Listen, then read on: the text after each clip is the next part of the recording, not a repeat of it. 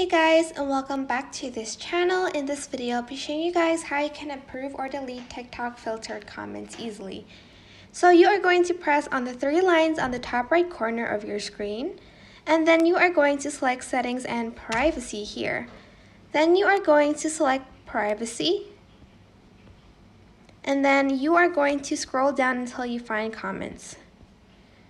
And then you are going to select review filtered comments here.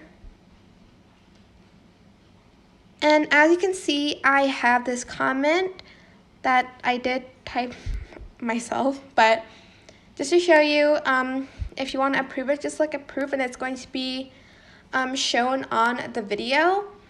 But if you choose to delete it, it's not going to be shown on the video. So I'm just going to select delete and the comment will be deleted off of the video. So like people won't be able to see the comments before you do, so you can choose to like approve them or delete them. So yeah, that is it for this video. I hope it was helpful for you guys.